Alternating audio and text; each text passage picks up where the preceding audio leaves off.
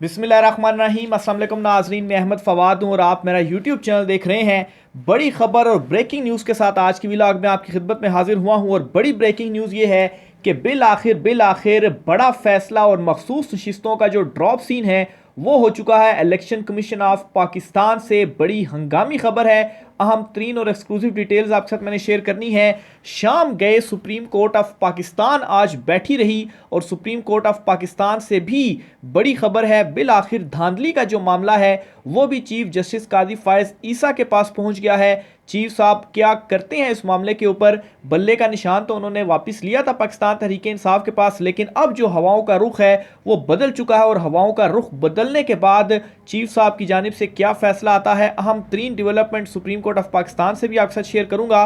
और आखिर में नाजरीन, धांधली का जो ऑडिट है वो शुरू हो चुका है। और धांधली के ऑडिट के शुरू होने के साथ ही पीडीएम की जो चीखें हैं वो भी शुरू हो चुकी हैं, क्योंकि उनको मालूम है कि मुबैना तौर पर धांधली करके और फॉर्म 47 के नतीजे में बनने वाली उनकी जो हुकूमत है वो देर पा नहीं है। और इस धांधली के ऑडिट के बाद उनकी हुकूमत नहीं रहेगी। अहम तरीन और एक्सक्लूसिव डिटेल्स इस हवाले से भी आपके साथ मैंने शेयर करनी है। सबसे पहले तो नाज़रीन, अहम तरीन अपडेट्स के साथ आज की वीला का जो आगाज़ है वो करता हूँ। पाकिस्तान तहरीक इंसाफ ने ख़त लिख दिया है IMF को, और इस ख़त के अंदर ये कहा गया है कि ये जो इंतखाबात हुए हैं कौमी असम्बली के और चारों सूबाई असम्बलियों के, इनमें 30% जो हल्के हैं इनका ऑडिट करवाया जाए, क्योंकि पाकिस्तान तहरीक इंसाफ का ये क्लेम है कि ये हुकूमत धांधली के ज़रिए फॉर्म 45 में मुबैना धांधली करने के बाद वजूद में आई है।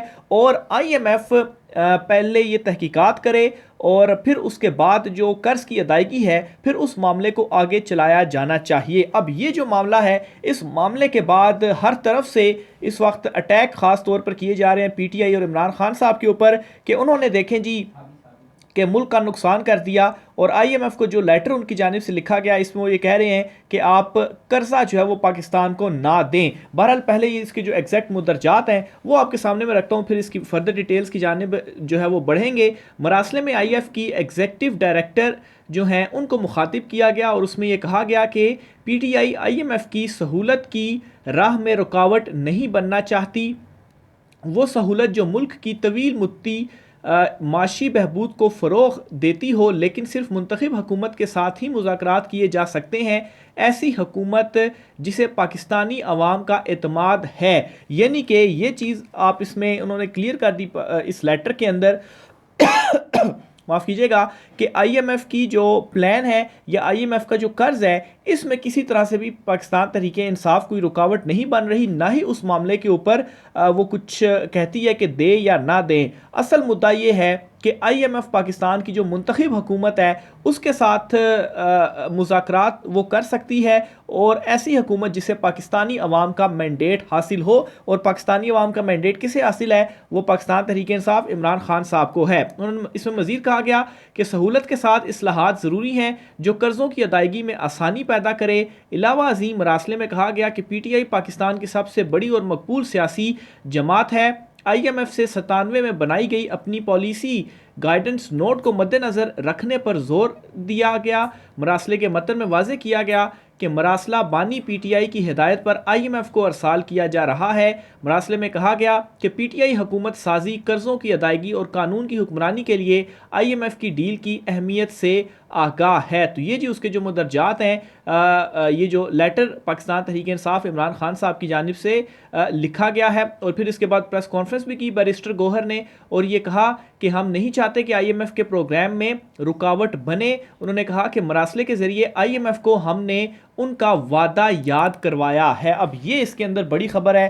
कौन सा वादा? जो पाकिस्तान तहरीके, आपको याद होगा कि IMF का जब नई उनसे डील हो रही थी तो IMF का जो वफ़द था वो इमरान खान साहब से भी मिला था। अब इमरान खान साहब से मिलने का क्या मकसद था, इसकी वजाहत बैरिस्टर गौहर ने कर दी है कि उस वक्त कोई वादा हुआ था और उस ख़त के अंदर हमने IMF को अपना जो वादा है वो याद दिलवाया है। हमने कर्ज की अदायगी के हवाले से उनको कुछ नहीं कहा। और वादा क्या था? ये मुजम्मिल असलम जो हैं उन्होंने भी एक बयान दिया, इंपॉर्टेंट स्टेटमेंट, और उसमें उन्होंने कहा है कि IMF बोर्ड ऑफ डायरेक्टर ने हिदायत दी थी कि खान से मंजूरी के बगैर प्रोग्राम बहाल नहीं किया जाएगा।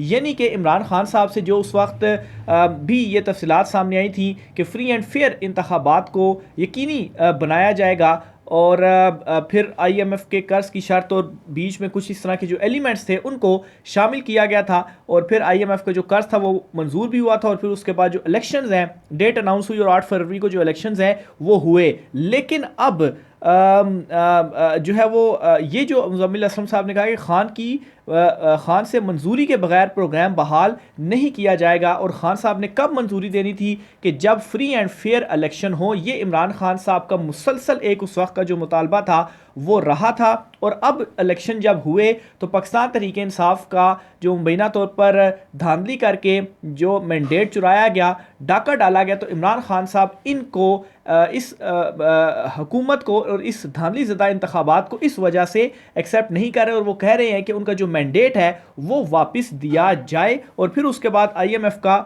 भी कोई मामला नहीं है, आईएमएफ बिल्कुल अपना जो कर्ज प्रोग्राम है वो जारी रखे। तो ये बड़ी खबर थी जी आईएमएफ के हवाले से और इसको लेकर बहुत सारी जो चहमगोइयाँ हैं वो भी की जा रही हैं। बहरहाल दूसरी साइड पर मखसूस नशिस्तों के मामले के ऊपर आते हैं जी।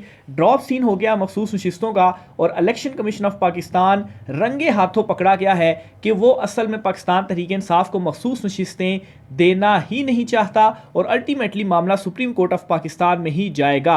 आज समात हुई, सारी समात के बाद फैसला महफूज कर लिया गया इलेक्शन कमीशन ऑफ पाकिस्तान की जानिब से और इसमें कुछ पॉइंट्स मैं आपके सामने रखता हूँ जिसके बाद ये वाज़ेह हो जाएगा कि मखसूस नशिस्तें सुन्नी इत्तेहाद कौंसिल को मिलनी ही मिलनी हैं। और इसमें एक तो मैंने सबसे पहले बताया था जी कि 2018 में भी जो केपी में बीएपी की जो जमात थी उसमें आज़ाद उम्मीदवार शामिल हुए थे और फिर उस बेस पर उन्हें जो मखसूस नशिस्तें हैं वो अलाट की गई थी, यानी कि एग्जाम्पल पहले से ही मौजूद थी और बाप पार्टी की रिप्रेजेंटेशन पार्लियामेंट में नहीं थी, उनका कोई नुमाइंदा मुंतखब होकर नहीं आया था, वो भी इसी तरह से सुन्नी इत्तेहाद कौंसिल की तरह थी। तो एक एग्जाम्पल तो सामने आ गई, एग्जाम्पल है तो अभी क्यों नहीं दी जा रही और उस वक्त दे दी गई। फिर दूसरी सबसे इंपॉर्टेंट चीज़ देखें, पंजाब असम्बली का जो सेशन हुआ, पंजाब असम्बली के सेशन में सुन्नी इत्तेहाद का जो अपोजिशन लीडर है वो भी मुंतखब हो चुका है और सुन्नी इत्तेहाद इस वक्त अपोजिशन में बैठी हुई है, यानी कि वो पार्लिमानी जमात है। तो इनका ये जो क्लेम है कि पार्लिमानी जमात नहीं है वो भी ख़त्म हो चुका है, तो इसलिए मखसूस नशिस्तें उनको अलाट ना करना सवाए बदनीयती के और कुछ नहीं होगा। फिर तीसरा इंपॉर्टेंट नुक्ता नाजरीन वो ये है कि इलेक्शन कमीशन ऑफ पाकिस्तान ने आज एक ख़त जो है वो सामने रखा अली ज़फ़र के और उस ख़त में ये इलेक्शन कमिश्नर जो हैं सिकंदर सुल्तान राजा उन्होंने जो चीज़ें रिपोर्ट हुई उन्होंने ये कहा जी कि देखें हमारे पास कोई जो लिस्ट है वो है ही नहीं कि हम आपको जो मखसूस नशिस्तें हैं वो अलाट करें और सुन्नी इत्तेहाद कौंसिल का वो लेटर उन्होंने रख दिया और उसके बाद ये पहुंचाल आया सोशल मीडिया और मीडिया के ऊपर भी कि सुन्नी इत्तेहाद कौंसिल ने इनकार कर दिया जी कि हम तो मखसूस नशिस्तें लेते ही नहीं हैं क्योंकि हमने इलेक्शन नहीं लड़ा। अब इसको मैं काउंटर करता हूँ, सुन्नी इत्तेहाद कौंसिल ने ख़त के अंदर ये नहीं कहा, बुनियादी तौर पर यह ख़त तमाम जमातों को लिखा गया था और इलेक्शन से पहले जमातों को ये कहा जाता है जी कि आपने 5% जो टिकट्स हैं आपने वो ख़वातीन को जारी करने हैं, ये ताकि हर जमात में ख़वातीन की भी रिप्रेजेंटेशन हो।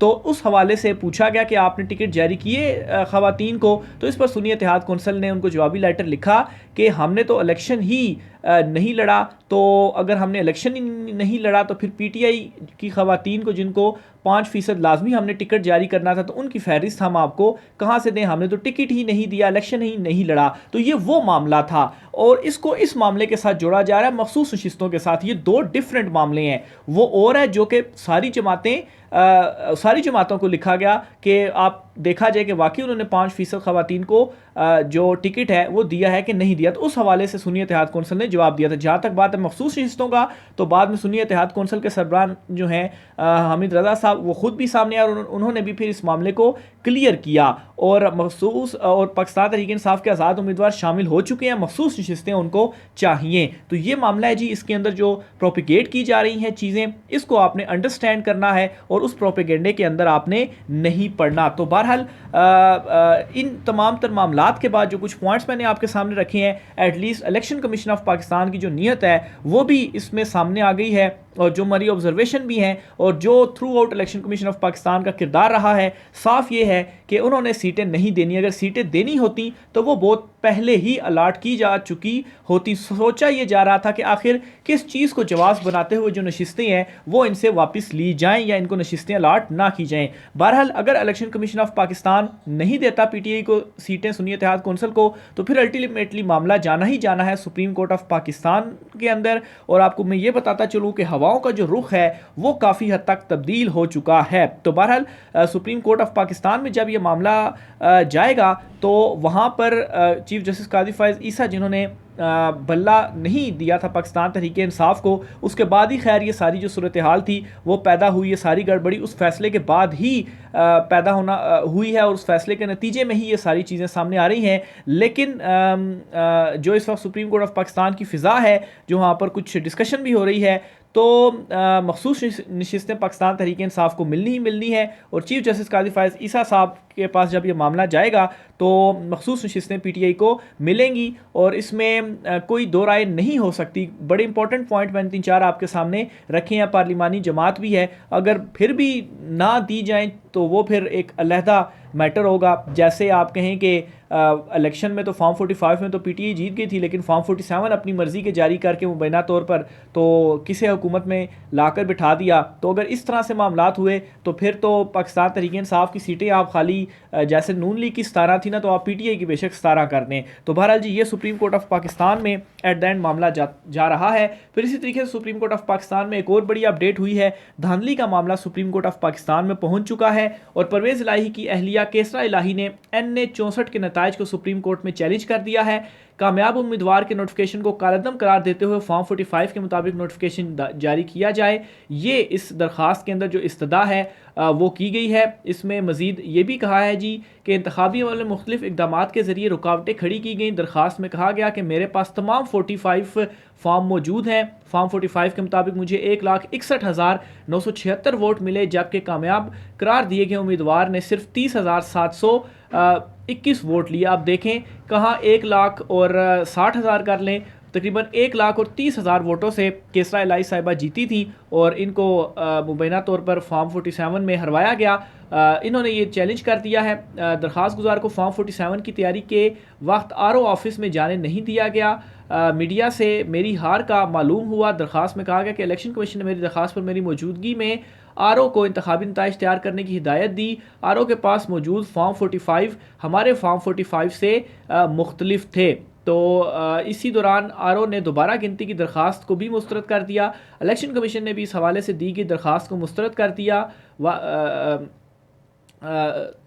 बहरहाल सुप्रीम कोर्ट ऑफ पाकिस्तान से जो केसरा इलाही हैं उन्होंने रुजू कर लिया है और तमाम सबूत इनके पास मौजूद हैं। और अभी जो धांधली का मामला है ये भी सुप्रीम कोर्ट ऑफ पाकिस्तान में खुल चुका है। आगाज़ जो है वो हो चुका है। ना सिर्फ सुप्रीम कोर्ट बल्कि IMF को जो ख़त लिखा गया है उसमें भी ये कहा गया जी कि जो सूबाई असम्बली हैं चारों और कौमी असम्बली हैं, सिर्फ और सिर्फ IMF ये देख ले 30% जो नशिस्तें हैं उनका खाली वहाँ पर ऑडिट करा ले। ऑडिट कराने के बाद उनको पता चल जाएगा कि आया धांधली हुई है या नहीं हुई। बलूचिस्तान असम्बली में आज हल्फ ले लिया गया है, साथ ही साथ KP असम्बली में भी जो हल्फ है वो आज उठा लिया गया है। सदर मुमलिकत ने 2 बार आईनी खिलाफ वर्जी की है और आर्टिकल 6 का जो मुकदमा है वो चलना चाहिए इन पर, ऐसा कहना है ख्वाजा आसिफ साहब का। तो ड्रामे मुस्लिम लीग नून के जारी हैं। एक तरफ मरियम नवाज़ जो हैं मुख्तलिफ दौरे करती हैं और कभी दुपट्टा जो है वो दूसरी खातून का आपने देखा भी होगा, वीडियो पे सोशल मीडिया के ऊपर चल रहा है कि एम्प्लॉई खातून थी, उनका दुपट्टा थोड़ा नीचे हो जाता है, सरक जाता है, तो उनका दुपट्टा वो सही कर रही हैं।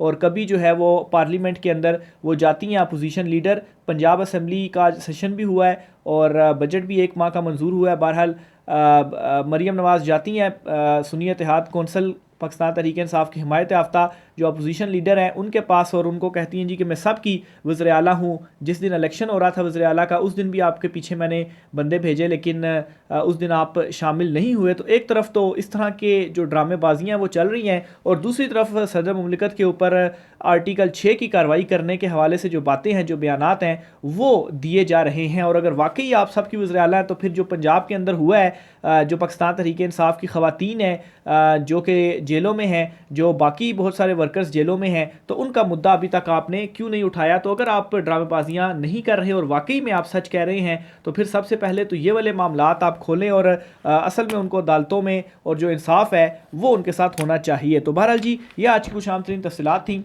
राय का सार कीजिएगा। आज के व्लॉग से इतना ही, मुझे इजाज़त दीजिए। अल्लाह हाफिज़।